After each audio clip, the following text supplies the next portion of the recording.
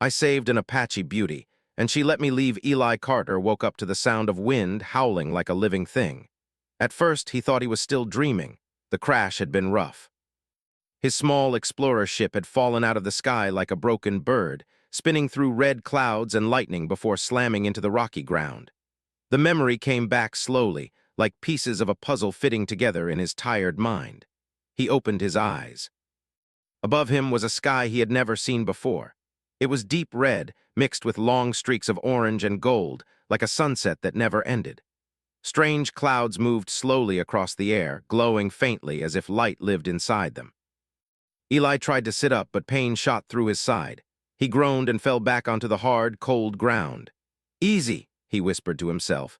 He took a slow breath and looked around. His ship lay a short distance away, half buried in cracked stone and dust. Smoke drifted from its broken engines. One wing was torn clean off. There was no chance of flying anywhere in that condition. He reached for his wrist scanner. The screen flickered, then turned on. Atmosphere breathable, radiation low, temperature stable. At least he was not going to die just by breathing. Eli pushed himself up, step by careful step. His legs shook, but they held. He limped toward the ship and placed a hand on its warm metal side. "Don't worry," he said softly. "I'll fix you." But deep inside, he knew this would not be easy. He was alone, on a world far from any human path, with a ship that barely looked like a ship anymore. He opened the side hatch and searched through his supplies. Most things had survived the crash, but the main power cell was gone. Without it, the ship was just a metal shell. He checked the scanner again and looked for energy signals. A faint reading appeared far to the east. Hope sparked inside him. He grabbed a small pack, filled it with water and tools, and started walking. The land was strange but beautiful. Tall stone pillars rose from the ground like the fingers of a giant. Plants that looked like glass flowers grew between cracks in the rocks, glowing softly when he passed. In the distance, he could hear low, deep sounds like the breathing of something very large. After hours of walking, the air began to change. The wind grew stronger. The sky darkened and the glowing clouds started to move faster. Eli's scanner beeped in warning. Storm field approaching. He did not know what that meant, but he did not like the sound of it. He looked around for shelter, but the land was wide and open. The wind picked up, pulling at his clothes and pack. The air began to shimmer, like heat rising from hot stone, but it felt cold instead. Then he saw her. A figure stood on a high rock ahead, her long, dark hair blowing wildly in the wind. She wore light armor that looked like metal and leather mixed together. Her skin was warm brown, and her eyes, even from a distance, seemed sharp and focused. She was not human, or maybe she was, but changed. She held a long spear that glowed faintly at the tip. Eli raised his hand slowly to show he meant no harm. "Hey," he called out. "I'm not your enemy." Before she could respond, the storm hit. The air exploded with light and sound. The ground shook. The wind became so strong Eli fell to one knee, pressing his hand into the dirt to keep from being blown away. He looked up and saw the woman lose her footing. The rock beneath her cracked and broke. She screamed as she fell, sliding down into a DEEP Chinese letter in the ground that opened like a mouth. Eli did not think. He ran. The wind pushed against him, trying to throw him back, but he leaned forward and forced himself ahead. The ground shook under his boots as he reached the edge of THE Chinese letter. He dropped to his stomach and grabbed her arm. Her grip was strong, but the storm pulled her down inch by inch. "Don't let go," Eli shouted. She stared at him, eyes wide with shock and fear. She said something in a language he did not understand. Eli planted his feet, ignoring the pain in his side, and pulled. The world seemed to pause for a moment. Then she was free. They rolled away from THE Chinese letter as the ground behind them collapsed, disappearing into darkness. The storm faded as quickly as it had come. The sky returned to its glowing red calm. Eli lay on his back, breathing hard, staring up at the clouds. He laughed once, short and tired. "Wow," he said. "That was something." He turned to look at the woman. She was sitting up now, holding her spear close. Her eyes never left him. She looked ready to strike if he made one wrong move. He slowly raised his hands again. "I'm Eli," he said, pointing to himself. "I'm not here to hurt you." She studied him for a long moment. Then she spoke in slow, careful words in broken but clear English. "Tala," she said, touching her chest. Eli smiled. "Nice to meet you, Tala." She stood and looked around at the broken ground and the fading storm. Then she looked back at him. "You saved me," she said. Eli shrugged. Seemed like the right thing to do. Tala turned and motioned for him to follow. He hesitated. Every part of his training told him to be careful. He was on an unknown world with unknown people, but something in her eyes was not hostile. It was curious, honest. He followed. They walked for a long time, moving through stone valleys and glowing fields. As the sun lowered in the sky, Eli began to see structures in the distance. Floating platforms hung in the air, connected by long bridges of light.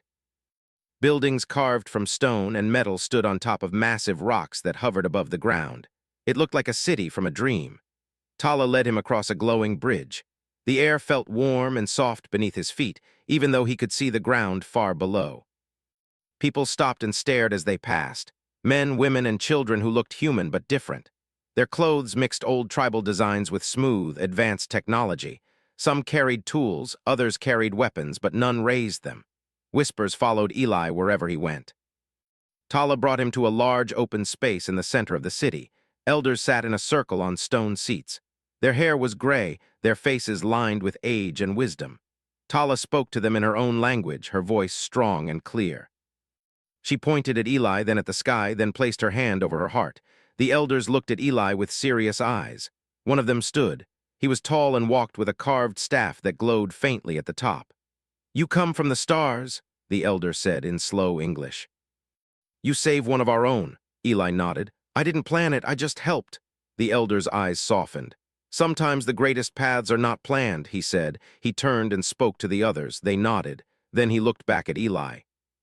"By our law, a life saved is a life joined," he said. "You are now bound to our people." Eli blinked. "I'm sorry, what?" Tala stepped forward. "It means you are not just a guest. You are part of us now."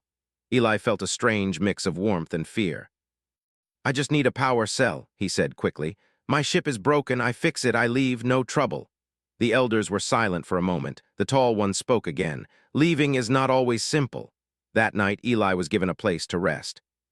The room was carved into stone, but soft light filled it and the air smelled clean and fresh. He lay on a smooth bed and stared at the glowing ceiling. He thought about Earth, about the long, quiet halls of space stations, about how empty the universe had felt. Now here he was in a city that floated in the air, surrounded by people who believed saving a life meant becoming part of a family. Tala stood at the doorway. "You should sleep," she said. Eli nodded. "Yeah, big day." She hesitated, then spoke again. "The storm you saw," she said. "They are getting worse. The world is changing." Eli sat up. "Is that why you were out there?" She nodded. "We watch, we listen." He smiled faintly. "That's very human of you." She did not understand the word, but she smiled anyway.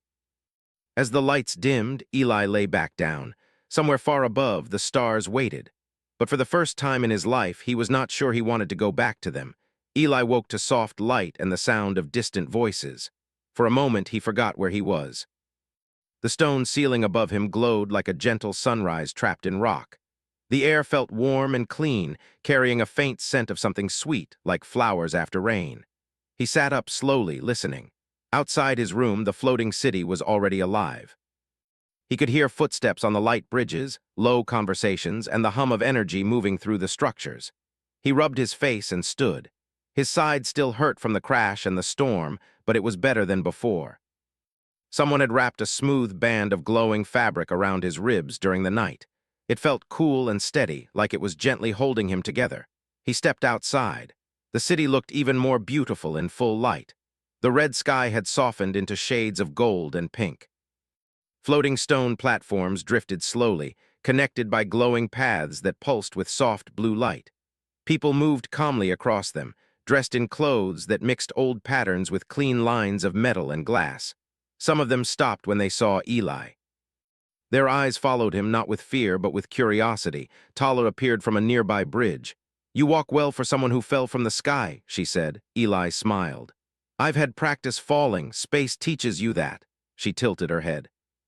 "Space," she repeated like tasting the word. She motioned for him to follow and they walked together across the city. Eli noticed how people greeted Tala with respect. Some touched their hands to their hearts as she passed. She nodded back to each of them, calm and steady.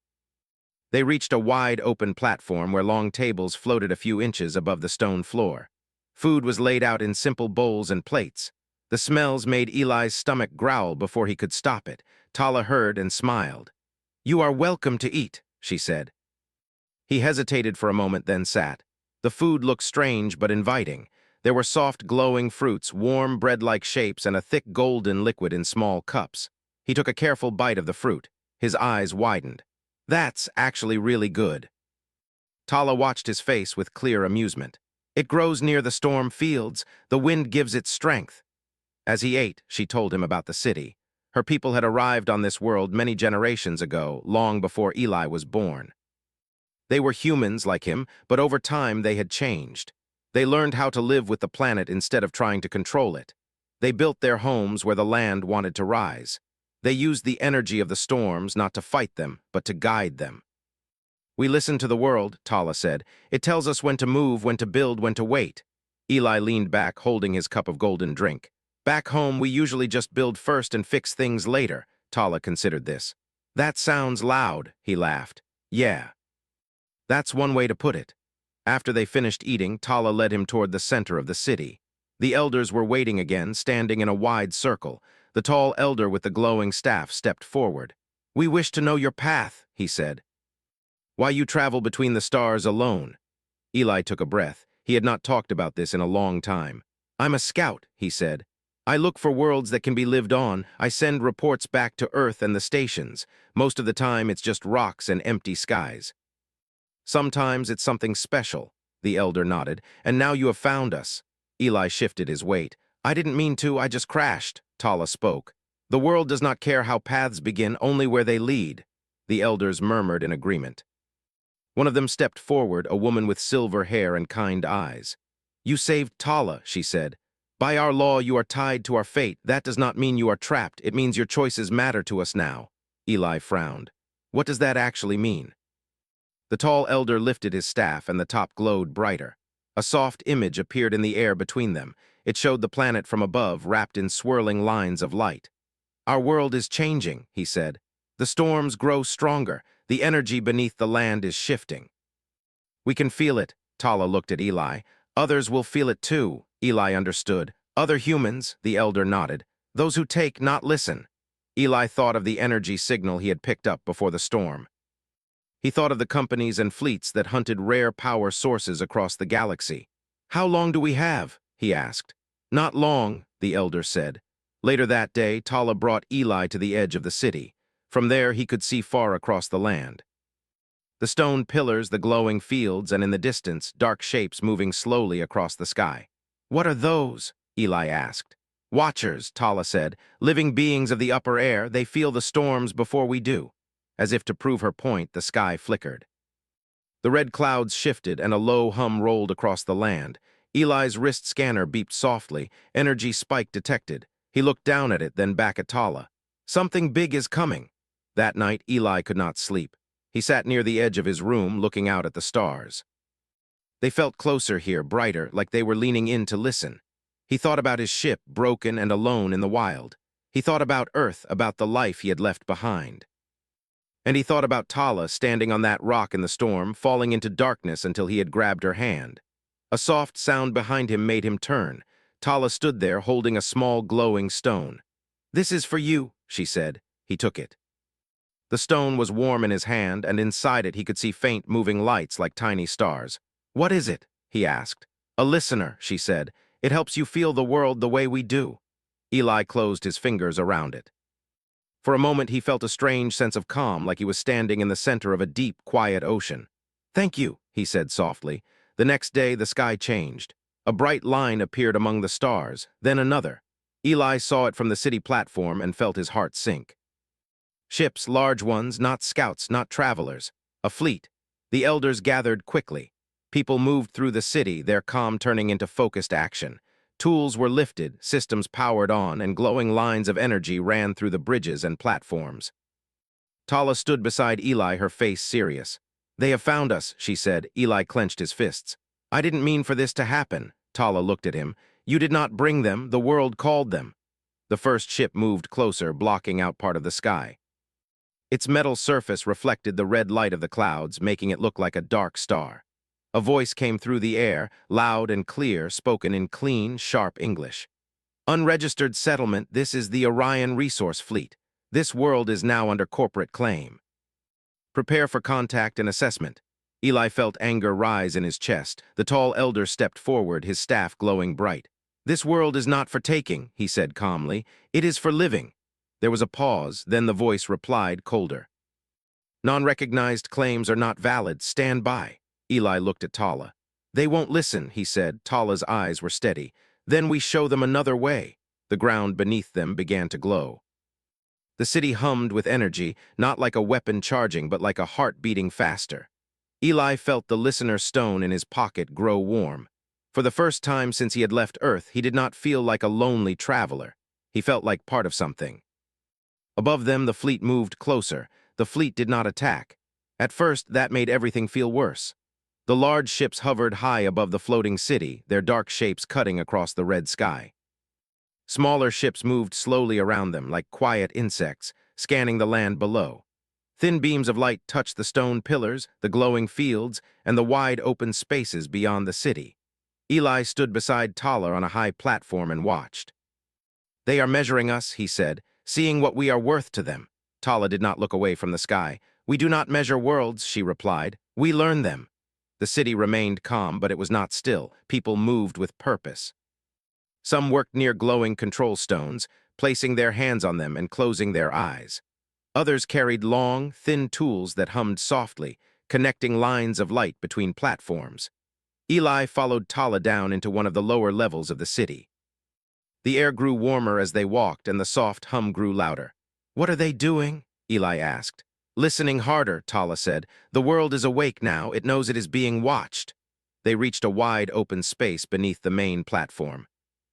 In the center, a massive stone ring floated in the air. Inside it, light moved like slow water flowing in circles and waves. The tall elder stood near the ring, his staff glowing brighter than Eli had ever seen it. He looked at Eli and motioned for him to come closer. You walk between stars, the elder said. You know how those above us think. Eli hesitated. Not all of them, but I know how fleets work. Then help us be seen, the elder said, not as something to take, but as something to respect. Eli stepped forward, heart beating faster. I can try, he said, but I don't have much power here. The elder placed the glowing tip of his staff near Eli's chest. The listener's stone in Eli's pocket grew warm, then hot. He gasped softly as a strange feeling spread through him, like standing in the middle of a deep wind. Images filled his mind. He saw the land from above, the floating stones, the storm fields, the glowing plants. He felt the slow, steady pulse of energy under the ground like a giant heart beating far below. You are not alone, the elder said quietly. You are part of the world now. Let it speak through you. Eli opened his eyes. The fleet's voice returned, loud and sharp. Unregistered settlement, final warning, prepare for extraction operations. Eli stepped forward before he could stop himself. He raised his wrist scanner and turned its signal outward, boosting it with the energy flowing through the ring. This is Eli Carter, he said, his voice carrying farther than it should have. Human Scout Earth Registry. You are standing over a living world, not a resource field. There was a pause. Then a new voice came through, calmer, curious. Scout Carter, our data shows high-yield energy potential. This system is marked for development. Eli swallowed. Your data doesn't show everything. He closed his eyes and focused on the feeling inside him. The world answered. The light in the stone ring surged upward, forming a wide beam that rose into the sky. It did not strike the ships. It touched the space around them, spreading out like a soft wave. On the fleet's screens, the planet came alive. They saw the energy moving through the land like rivers of light. They saw how the floating stones were not held up by machines, but by careful balance with the world's natural forces. They saw the storm fields not as chaos, but as part of a living system that fed the planet. Silence followed. Tala watched Eli, her eyes wide. The voice returned, quieter now. This was not in our files. Eli opened his eyes, because no one stopped long enough to listen. One of the smaller ships moved closer to the city, slow and careful. Request permission to send a team, the voice said, for direct study. The elders gathered around Eli. The tall elder spoke. You may come, he said, but you will walk, not take. The small ship descended, landing gently on a wide stone platform outside the city. Its doors opened, and a group of humans stepped out. They wore clean uniforms and carried scanners and tablets, but no weapons. Eli felt a small wave of relief. He walked forward to meet them, Tala and the elders at his side. The lead scientist, a woman with short, dark hair and tired eyes, looked at Eli in surprise. "Carter," she said, "we thought you were lost." "Almost," Eli replied, "but I found something better than a power cell." She looked past him at the city, the floating stones, and the glowing bridges. "I see that," she said softly. They walked together through the city. The scientists asked questions, and the people answered. Tala showed them the listener stones, the storm watchers, and the living systems that kept the city in balance.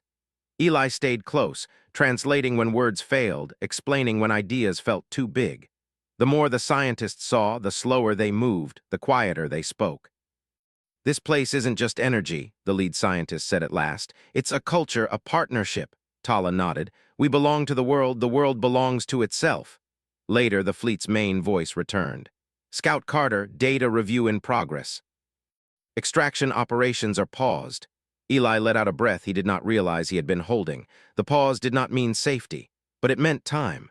That night, the city glowed brighter than usual. People gathered on the platforms, sharing food and stories. The sky above was clear, and the stars felt closer than ever. Eli sat with Tala near the edge of a bridge, their feet dangling over the open air. "You changed their minds," she said. "Not completely," Eli replied, "but maybe enough." Tala looked at the stars. "You showed them how to see," he smiled. "You showed me first." In the days that followed, the fleet did not leave, but it did not move closer either. Messages traveled back and forth between the ships and distant stations. More scientists visited. More questions were asked. Eli became a bridge between two ways of thinking. One morning, Tala took him far beyond the city to the edge of a storm field. The air shimmered and the sky glowed brighter there. "Why bring me here?" Eli asked. Tala held out a listener stone. "The world wants you to hear this part too." He took it and closed his eyes. He felt the storm before he saw it, not as danger but as movement, as change, as the world breathing in and out. He understood then that the planet was not fragile, it was strong. It just needed people who would be strong with it, not against it. When he opened his eyes, Tala was watching him. "You feel it now," she said. "Yeah," Eli replied softly. "I do." Later that day, the lead scientist came to find him. "The Fleet Council is divided," she said. "Some want to protect this world, others still see the energy value." Eli nodded. "That's how it always is." She looked at him closely. "You've done more than any report ever could," he shrugged. "I just listened." That night, Eli returned to his broken ship. The elders and Tala came with him. They had brought a power cell carefully wrapped in glowing fabric. "You can leave now," the tall elder said. "Our law allows it." Eli placed a hand on the ship's metal side. It felt cold and familiar. He looked back at the city in the distance, floating under the red sky. Tala stood quietly, waiting. "I don't know what I'm going to do yet," Eli said. The elder smiled gently. "You do not need to decide tonight." Eli installed the power cell. The ship's lights flickered on. The familiar hum of systems waking up filled the air. He felt a strange ache in his chest. The fleet's ships hovered in the sky, still watching. Eli realized something then. No matter where he went, this world would go with him, in his reports, in his memories. In the way he now saw every new star and every new land, he shut down the ship again and turned back to Tala. "Maybe," he said, "I'm not done listening yet." Tala's smile was small but full of warmth. Above them, the stars continued their silent watch. The next morning, the sky was quiet. No new ships moved. No beams of light scanned the land. The fleet remained high above, like dark clouds that did not bring rain. Eli stood on a floating platform near the edge of the city, watching the horizon. The red sky slowly shifted into soft gold as the sun rose. The world felt calm, but beneath that calm was a deep tension, like a breath being held. Tala joined him. "The fleet sent another message," she said. Eli turned. "Good or bad?" "Both," Tala replied. "They want a final meeting with you, with the elders, and with their leaders." Eli nodded slowly. "That makes sense. They won't stay paused forever." They walked together through the city. People were already awake, moving through their daily work, but many stopped to watch Eli as he passed. He felt their eyes on him, not as a stranger now, but as someone connected to their future. The meeting place was the wide stone platform near the center of the city. The elders stood in a circle, their staffs glowing softly. A thin line of light formed in the air, and slowly the image of the fleet's main command room appeared. Several figures stood inside the image. Men and women in clean uniforms, faces serious, eyes sharp. The lead scientist Eli had met before stood among them. "Scout Carter," a tall man in the center said, "you have complicated a simple operation." Eli crossed his arms. "This isn't a simple place." The man's mouth tightened. "Our job is to secure resources for millions of people across human space. This world could power entire systems." The tall elder stepped forward. "And our job is to protect the world that protects us." The fleet leader looked at the elder, then back at Eli. "You were sent to find new homes for humanity," he said, "not to block progress." Eli felt a familiar pull in his chest. The words touched something old, something he had believed in for a long time. "I was sent to find places where people can live," Eli said. "Not just survive, not just take, live." The leader was silent for a moment. The lead scientist stepped forward. "Sir, what we've seen here changes things. This world isn't just a power source, it's a system. If we damage it, we may destroy the very energy we want to use." Another officer shook his head. "We can manage the risks." Tala stepped forward, her voice calm but strong. "You speak of risk like it belongs only to you," she said. "This world is our home. If it breaks, we break with it." The fleet leader studied her. "And what do you offer instead?" he asked. "We don't leave empty-handed." Eli felt the listener's stone grow warm in his pocket. "Partnership," he said. The word seemed to hang in the air. "Share what this world teaches," Eli continued. "How to work with energy instead of tearing it out, how to build systems that don't destroy what they depend on." The lead scientist nodded slowly. "If this works here, it could work elsewhere." The fleet leader frowned. "That takes time." "So does rebuilding a dead world," Eli replied. Silence followed. At last, the fleet leader spoke. "We will send this data to Central Command. Until a final decision is made, this system will be marked as protected." A soft wave of relief moved through the elders and the people watching nearby. The image faded. Tala let out a slow breath. "You gave us more time." Eli nodded. "That's all I can ever really give." Later that day, Eli walked alone beyond the city. The land stretched wide and open before him. Stone pillars cast long shadows across the glowing fields.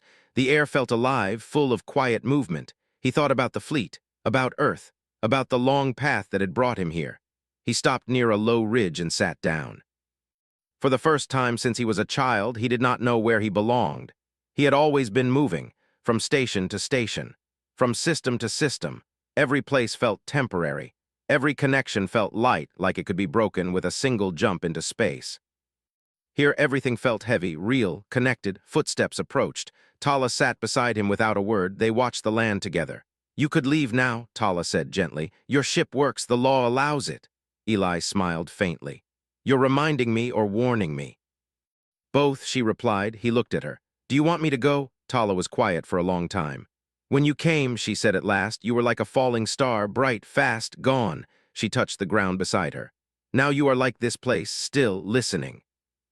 Eli felt something twist in his chest. That night the elders invited him to sit with them. The tall elder spoke. "Our people have a role in the world," he said. "So do you."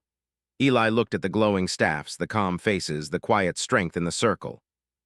"I don't know what my role is anymore," he admitted. The elder smiled. "Then stay until you do." Days passed. The fleet remained in the sky, but its presence faded into the background. Life in the city continued. Eli helped where he could.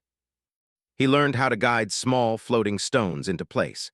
He helped children repair broken light bridges. He listened to stories of how the first settlers had come to this world with almost nothing and built a home by paying attention to the land instead of fighting it. He realized something slowly. This place did not need a hero. It needed a voice, someone who could walk between the stars and carry its story. One evening, the lead scientist came to find him. "Command approved a new status," she said. "This system is now a protected research world. No extraction, no development without full partnership." Eli closed his eyes in relief. "That's huge," he said. "It's also fragile," she replied. "Policies change, people forget." Eli nodded. "That's why stories matter." He returned to his ship that night and powered it on again. The engines hummed softly. The stars outside the window looked bright and endless. Tala stood at the doorway. "You are leaving," she said, not as a question. "Maybe," Eli replied, "but not for good." He looked back at the city floating under the red sky. "If I stay here forever," he said, "the galaxy never hears about this place, about what you've built, about what humans can be when they stop trying to own everything. Tala stepped closer. "And if you go," she said, "you carry us with you." He nodded. "I'll come back," Eli said, "not as a scout looking for resources, but as a bridge." Tala placed a listener's stone in his hand. "So you don't forget how to hear," she said. The next morning, the city gathered to watch. Eli stood beside his ship, the engines glowing softly. The elders raised their staffs in a quiet sign of respect. The tall elder spoke. "You came to us by accident," he said. "You leave us by choice. That is the difference between a visitor and a friend." Eli swallowed. He looked at Tala one last time. "This isn't goodbye," he said. She smiled. "It never is." Eli stepped into the ship. The hatch closed. The engines grew louder. Slowly, carefully, the ship lifted off the ground and rose into the red sky. As he passed through the clouds, Eli looked down at the floating city, the glowing fields, and the living world below. He did not feel like he was leaving home. He felt like he was carrying it with him. Eli Carter's ship moved through space like a quiet thought. The stars stretched into long lines of light as he jumped between systems, carrying more than just reports and data. He carried memories. He carried a world that had taught him how to listen instead of take. His first stop was a major human station, a place made of metal and glass floating between two pale blue stars. The station was always loud. Ships arrived and left every minute. Voices echoed through long halls. Screens flashed news, trade offers, and system alerts. Eli stepped out of his ship and felt the noise hit him like a wave. For a moment, he missed the soft hum of the floating city and the quiet glow of the red sky. He walked into the main command hall and requested a full council meeting. His scout badge still carried weight. Within hours, he stood in front of a wide table where leaders, scientists, and fleet officers sat in a curved line. They looked at him with interest and doubt. "You were listed as lost," one of them said. "Almost," Eli replied. "But I found something that changes how we see new worlds." They listened as he spoke. He did not use big words. He did not show only charts and energy readings. He told them about Tala, about the elders, about the city that floated because it worked with the land instead of fighting it. He showed recordings of the storm fields, not as danger, but as part of a living system. Some people leaned forward. Others crossed their arms. One officer shook his head. "We can't protect every world like this." Eli nodded. "I know, but we can stop pretending every world is empty just because no one planted a flag on it." The room fell quiet. The lead scientist from the fleet stood up. "What Carter is showing us isn't just one planet. It's a new way to expand without leaving broken systems behind." The council did not make a final decision that day, but something shifted. Over the next months, Eli kept moving. He traveled from station to station, world to world. Everywhere he went, he told the same story. Sometimes people listened. Sometimes they did not. But the idea spread slow and steady like roots growing under stone. He returned to the red sky world often. Each time, the floating city welcomed him back like he had never left. Tala would meet him at the landing platform, her calm smile always the same, her eyes always watching the sky like it was part of her. The world was changing, but not in fear. New visitors came, not with machines to dig, but with tools to learn. Humans and Tala's people worked together, building small stations that floated beside the city, not above it. They studied the storms. They studied the energy flows. They learned how to design systems that moved and adapted instead of staying fixed and fragile. Eli became something new. He was not just a scout anymore. He was a messenger. Years passed. Human space grew larger, but so did the number of protected worlds. Places where expansion slowed down and listening took over. Places where people stayed longer, learned deeper, and left lighter marks behind. Eli grew older, but the listener's stone Tala had given him never left his side. He carried it in his pocket on every journey. One day, far from the red sky world, a young scout sat across from him in a quiet station cafe. "Is it true," the scout asked, "that you found a planet that told you not to leave?" Eli smiled. "It didn't say it with words." The scout leaned forward. "What did it say then?" Eli looked out at the stars through the wide glass wall. "It showed me that some places don't need to be discovered," he said. "They need to be understood." The scout sat back, thinking. Years later, Eli returned to the floating city one last time. His hair was gray now. His steps were slower, but the city looked the same. The stones still floated, the bridges still glowed, the sky still burned with red and gold. Tala met him just as she always had. "You took a long path," she said. He laughed softly. I always do.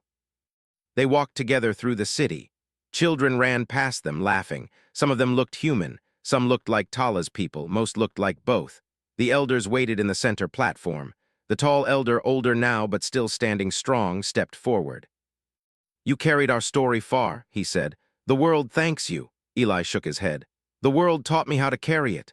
That night, Eli sat at the edge of a bridge watching the stars. The listener's stone rested in his open hand, warm and steady. Tala sat beside him. You don't travel much anymore, she said. Not like I used to, Eli replied. The galaxy feels smaller now. Or closer, Tala said. He smiled. Yeah, that too. He took a slow breath. When I first crashed here, he said, I just wanted to fix my ship and leave. Tala looked at him. And now, Eli said, I'm glad you didn't let me. The sky shifted above them. The storm fields glowed in the distance, soft and calm like a quiet heartbeat. Eli felt tired in a good way. The kind of tired that comes from a long journey that finally feels complete. The next morning, the city woke to a gentle quiet. Tala walked to Eli's room, but he did not answer. She stepped inside. Eli lay on the smooth stone bed, the listener's stone resting on his chest, his face calm like he was listening to something far away and peaceful. The elders came. The people gathered. No one cried loudly. No one rushed. They stood together, looking at a man who had fallen from the sky and stayed because a world had asked him to listen. That night, the floating stones glowed brighter than ever. The storm fields shifted in slow, beautiful waves. And in the sky, among the stars, a new story began to spread. It was told in stations and ships, in quiet corners of space and busy halls of trade. A story about a scout who saved a life and found a world that would not let him go. A story about humanity, not as conquerors, not as owners, but as listeners. And somewhere in the soft glow of a living planet under a red sky, Tala stood on a high bridge and looked up at the stars. She placed her hand over her heart. The world still listened.